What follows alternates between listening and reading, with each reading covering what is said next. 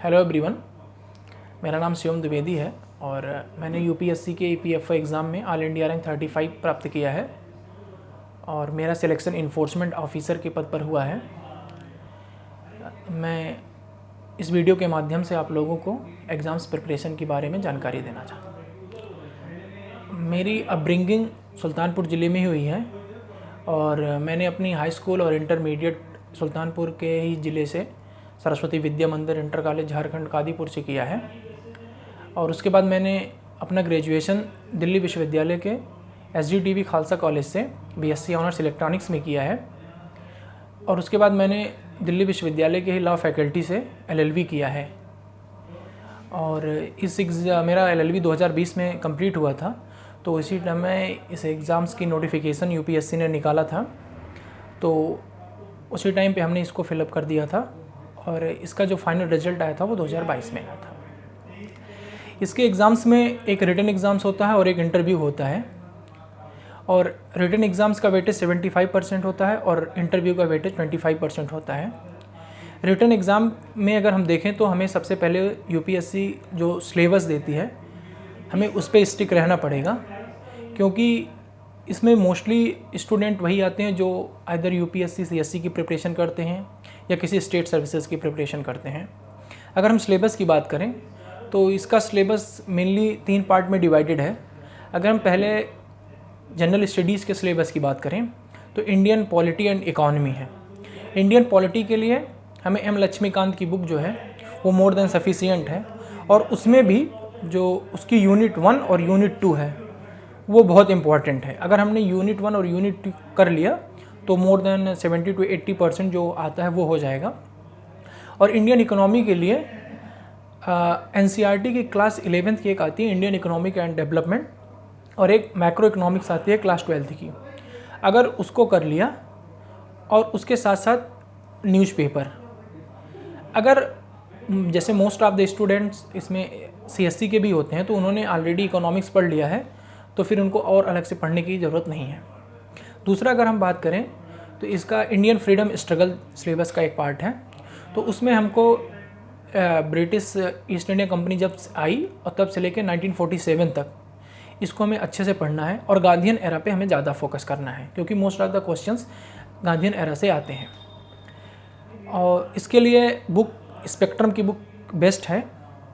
अगर स्पेक्ट्रम आपने नहीं पढ़ी है तो आपने जो न्यू NCERT पढ़ी है उस पर ही स्टिक रहें, क्योंकि इसके जो और सारे पार्ट के क्वेश्चंस हैं वो मोस्ट ऑफ द हमारे NCERT से हो जाते हैं, लेकिन अगर NCERT नहीं पढ़ी है तो स्पेक्ट्रम से भी काफ़ी अच्छे से हो जाएगा।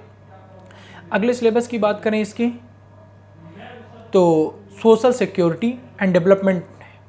सोशल सिक्योरिटी में वही क्वेश्चंस आते हैं जो भी गवर्नमेंट की स्कीम्स चलाई जा रही हैं और हमें ये ध्यान देना होगा कि जो मेजर स्कीम्स हैं हमें उसी की कैरेक्टरिस्टिक्स के, उसी के फीचर्स के बारे में पता करना है। माइनर स्कीम को हमें बाद में देखना है। पहले जैसे ये अटल पेंशन योजना हो गई, मनरेगा स्कीम आती है वो हो गई, आयुष्मान भारत योजना हो गई, ऐसी जितनी भी स्कीम्स हैं इनके हमें मेजर प्रोविजंस क्या क्या हैं, इनका कवर अप कितना है, इनकी अमाउंट कितना है या कितने एक्सटेंड करता है, तो इन सब चीज़ों पे हमें ध्यान देना है।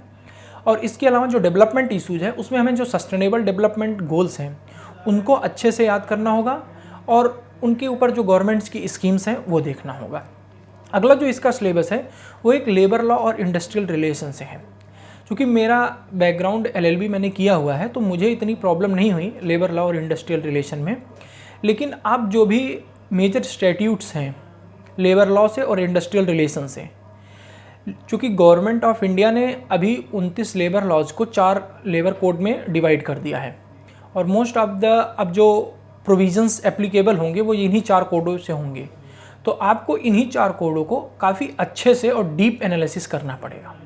आप इसके लिए PRS लेजिस्लेचर की एक वेबसाइट है उस पर जा सकते हैं, वो काफ़ी अच्छे से उसको एनालाइज करते हैं, उसके प्रोज कॉन्स और उसके सारे प्रोविजंस को काफ़ी अच्छे तरीके से बताते हैं। वो गवर्नमेंट की वेबसाइट है, वहाँ से आप काफ़ी अच्छे से कर सकते हैं। और इंडस्ट्रियल रिलेशन के लिए भी जो भी इंडस्ट्रियल रिलेशन से एक्ट्स हैं और जो भी previous year questions paper UPSC ने कराए हुए हैं उन पे विशेष ध्यान दीजिए, क्योंकि मोस्ट ऑफ द क्वेश्चंस जो होते हैं हमें एक पैटर्न उसी से पता चलता है कि कैसे क्वेश्चंस आए हुए हैं, तो हमारी जो फर्दर प्रिपरेशन होगी उसी के अकॉर्डिंग होगी। अगला जो हमारा सिलेबस है उसमें जनरल अकाउंटिंग प्रिंसिपल्स करके आते हैं। वैसे ये सिलेबस से थोड़ा सा हटके है, तो इसके लिए आप 11th और 12th की एक NCERT की बुक्स आती है अकाउंटिंग की, आप उसमें जा सकते हैं। लेकिन उसमें हमें यह ध्यान रखना होगा कि उसके बहुत बेसिक से क्वेश्चंस आते हैं, बहुत डीप नहीं जानना है। जो भी इम्पॉर्टेंट प्रोविज़न हर चैप्टर के लास्ट में दे रखे हैं समरी बना के NCERT के बुक में, केवल हमें अगर उनको भी फोकस कर लेंगे तो मोस्ट ऑफ द क्वेश्चंस हम कर ले जाएंगे। और इसको बहुत सारे स्टूडेंट्स हमने देखा है कि वो छोड़ देते हैं, तो लेकिन आप लोग ऐसी कोई गलती मत करिएगा, क्योंकि बहुत easy questions, most 50% questions easy होते हैं, वो इजीली हो भी जाते हैं, तो इसको ज़रूर पढ़ के जाइएगा। इसके अलावा हमारा एक सिलेबस का एक पार्ट है general mental ability and quantitative aptitude. क्योंकि मेरा बैकग्राउंड मैथमेटिक्स भी रहा है, तो फिर हमें तो ऐसी कोई प्रॉब्लम नहीं हुई। लेकिन आप लोग जितने भी CSET जो UPSC CSC का होता है या अदर्स जो एग्ज़ाम्स UPSC लेती है, उसके आप जितने भी ये क्वांटिटेटिव एप्टीट्यूड और मेंटल एबिलिटी के क्वेश्चंस आए हैं उन्हें लगा लें, प्रीवियस ईयर क्वेश्चंस पेपर को अच्छे से कर लें। इसके तो आपका 80 to 90% पार्ट वहीं से हो जाएगा। और आप ये भी देख लें कि अगर आपको किसी भी टॉपिक में अच्छे से समझ में नहीं आ रहा है, तो आप RS अग्रवाल की एक बुक आती है, उससे रेफ़र कर सकते हैं, उससे अच्छे से हो जाएगा। इसके अलावा सिलेबस में करंट इवेंट्स भी आते हैं, बेसिकली जो करंट अफेयर्स होता है। अगर आप डेली न्यूज़पेपर पढ़ रहे हैं, द हिंदू पढ़ रहे हैं या द इंडियन एक्सप्रेस पढ़ रहे हैं, वो मोर देन सफिशिएंट है। लेकिन एग्ज़ाम्स के पहले मंथली मैगजीन्स का कंपाइलेशन करके आती है, जो लास्ट के 8 मंथ या एक प्रीवियस 1 साल का होता है, उसको आप अच्छे से कर लें। अगर आपने न्यूज़पेपर और ये कंपाइलेशन मैगजीन का अच्छे से कर लिया है, तो आपके जो करंट अफेयर्स के क्वेश्चंस आते हैं वो अच्छे से हो जाएंगे। इसके अलावा जो हमें मॉक टेस्ट ज़रूर देना है, क्योंकि मॉक टेस्ट देने से एक तो हमें विद इन टाइम कंप्लीट करने का प्रोसेस पता चल जाता है, और दूसरा ये होता है कि क्वेश्चंस को किस सीक्वेंस में हमें कैसे सॉल्व करने हैं वो भी आइडिया लग जाता है कि किस पे कितना टाइम देना है। मॉक टेस्ट बहुत इंपॉर्टेंट है, क्योंकि जब हम रियल एग्ज़ाम हॉल में बैठते हैं तो उसका प्रेशर, एटलीस्ट हमें थोड़ा सा नॉलेज होना चाहिए, तो वो हमारे लिए प्रेशर नहीं क्रिएट करेगा। इंटरव्यू के लिए आप सबसे पहले तो ये, आप या तो वर्किंग हैं या फिर आपने ग्रेजुएशन कर लिया है, पोस्ट ग्रेजुएशन कर लिया है, तो जो आपका सिलेबस और आपके सब्जेक्ट्स रहे हैं आप उनको अच्छे से कर लीजिए, वही आपसे वो मोस्ट ऑफ द क्वेश्चंस वहीं से पुटअप करेंगे। आप वर्किंग हैं तो वर्किंग में आप क्या कर रहे हैं, आप क्यों आना चाहते हैं, क्योंकि इसके इंटरव्यू का वेटेज बहुत अच्छा है, 25% इसका वेटेज इंटरव्यू का है, तो आप उसको काफ़ी अच्छे से उस पर फोकस करिएगा। और इंटरव्यू के में जब आप इसी की तैयारी करते रहेंगे तो आप थोड़ा सा अपने अंदर ये हैबिट लाइए कि अगर कोई मुझसे ये पूछता है तो हम इसके जवाब कैसे दें। हमें आता सब है, लेकिन जब ये सबके साथ होता है कि जब हम कोई इंटरव्यू के पैनल में जब हम बैठते हैं तो हमारे पास वो चीज़ नहीं निकल पाती है जो हमारे अंदर रहती है। तो उसके लिए आप प्रिपरेशन के टाइम पे थोड़ी सी प्रैक्टिस कर लें। हमें पता सब होता है, लेकिन हम क्रिस्प नहीं बता पाते, हम बैकग्राउंड ज़्यादा क्रिएट करते हैं। तो इस वजह से आप इंटरव्यू की भी फोकस तैयारी करें, और हर चीज़ के क्रिस्प अगर नोट्स बने हों अपने बैकग्राउंड के बारे में, ग्रेजुएशन के बारे में, आप क्यों आना चाहते हैं, आप आगे और क्या करेंगे, और करंट इवेंट्स, तो इंटरव्यू में ये मोर देन सफिशिएंट होता है। और बाकी आप जिस इंस्टीट्यूशंस में जा रहे हैं उस इंस्टीट्यूशन के बारे में, इंस्टीट्यूशन क्यों आया, इसका क्या वर्केज है, और ये क्या करता है, कितना पॉपुलेशन कवर करता है, इसके क्या क्या पॉजिटिव्स रहे हैं, अभी भी इसमें क्या कमियां रही हैं, इन सबको अच्छे से देख के जाएंगे तो हो सकता है। और मॉक इंटरव्यू दोस्तों के साथ ज़रूर दें। अगर आप दोस्तों के साथ मॉक इंटरव्यू देते हैं तो एक तो सबसे पहली बात ये हो जाती है कि दोस्त आपको बता पाएंगे कि इसमें क्या कमी रह गई है। और आप एक काम और भी कर सकते हैं कि आप अपने वीडियो रिकॉर्ड कर लें और उसको म्यूट कर दें। फिर आप अपने अब जेस्चर पोस्चर को भी देख सकते हैं कि जब मैं बोलता हूँ तो मेरी बॉडी लैंग्वेज कैसी रहती है। और इसके अलावा आप किसी भी इंस्टीट्यूशंस में भी मॉक टेस्ट दे सकते हैं। एक सिलेबस का इसका कंप्यूटर एप्लीकेशन और साइंस रह गया है। कंप्यूटर के लिए आप लूसेंट की बुक आती है, कंप्यूटर करके आप उसको कर लेंगे तो मेनली इसमें कंप्यूटर एप्लीकेशंस के आते हैं। तो आप फैक्ट्स वाले पे ना जाके जो MS एक्सेल है या फिर सॉफ्टवेयर है या फिर जो नई न्यू इन टेक्नोलॉजीज़ आ रही हैं कंप्यूटर में, उस पर फोकस करें क्योंकि वो एप्लीकेशन से रिलेटेड ही क्वेश्चंस पूछते हैं।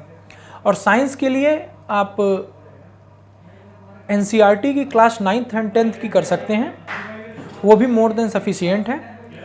और प्रैक्टिस क्वेश्चंस पेपर के लिए लूसेंट की साइंस की जो बुक आती है उसमें प्रैक्टिस क्वेश्चंस पेपर भी कर सकते हैं और आप उसको PYQ के साथ भी मैच कर सकते हैं और देख सकते हैं किस टाइप के क्वेश्चंस वो पुटअप करते हैं। और एक सिलेबस जनरल इंग्लिश का है। अगर आप द हिंदू और इंडियन एक्सप्रेस पढ़ रहे हैं तो वो मोर देन सफिशिएंट है।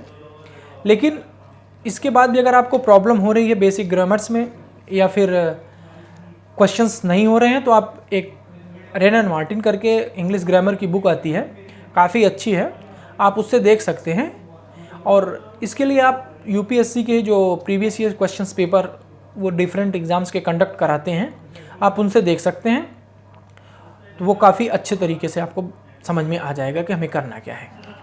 आने वाले जो भी स्टूडेंट्स हैं जो इस एग्ज़ाम की प्रिपरेशन करना चाहते हैं, मैं यही उनसे कहना चाहता हूँ कि आप निश्चित रूप से इसको अच्छे से तैयारी करिए, आपका सिलेक्शन पक्का होगा।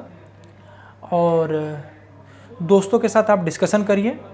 अगर आपके वो रियल फ्रेंड्स हैं तो निश्चित रूप से वो आपको ज़रूर हेल्प करेंगे। डिस्कशन करने से एक तो ये फ़ायदा होता है कि हम चीज़ों को रिकॉल कर पा रहे हैं कि नहीं, ये पता चलता है। दूसरा ये पता चलता है कि क्या कुछ कमी रह गई है कि नहीं, या कुछ हमें और बेटर मिल सकता है कि नहीं, वो करें। और जैसे इस जो सोशल सिक्योरिटी के जो भी प्रोविजंस हैं कॉन्स्टिट्यूशंस के, स्पेशली आर्टिकल 1 से लेके और फंडामेंटल राइट्स और DPSP, हमारा मेन फोकस DPSP होना चाहिए क्योंकि उसके बहुत सारे प्रोविजन सोशल सिक्योरिटी से रिलेटेड हैं। आप उसको अच्छे से कर सकते हैं। और फंडामेंटल ड्यूटीज़, इनको आप आर्टिकल वो आप याद कर लीजिए क्योंकि ये आर्टिकल बहुत इंपॉर्टेंट्स होते हैं और ये एग्ज़ाम्स में ख़ास तौर पर यही पूछे जाते हैं। और मैं अंत में यही कहना चाहूँगा आप लोगों से कि मुझे एक कविता है गोपाल दास नीरज की जो सबसे ज़्यादा प्रभावित करती है, तो मैं आपको वही सुनाना चाहता हूँ कि मैं तूफ़ानों में चलने का आदी हूँ, तुम मत मेरी मंजिल आसान करो। है फूल रोकते कांटे मुझे चलाते, पहाड़ मरुस्थल चलने की चाह बढ़ाते। मैं सच कहता हूँ जब मुश्किलें ना होती हैं, मेरे पग तब चलने में भी शर्माते। मेरे संग चलने लगी हवाएं जिससे तुम कण कण का वीरान करो। मैं तूफ़ानों में चलने का आदी हूँ, तुम मत मेरी मंजिल आसान करो। और DKT टीम को बहुत बहुत धन्यवाद वीडियो बनाने के लिए।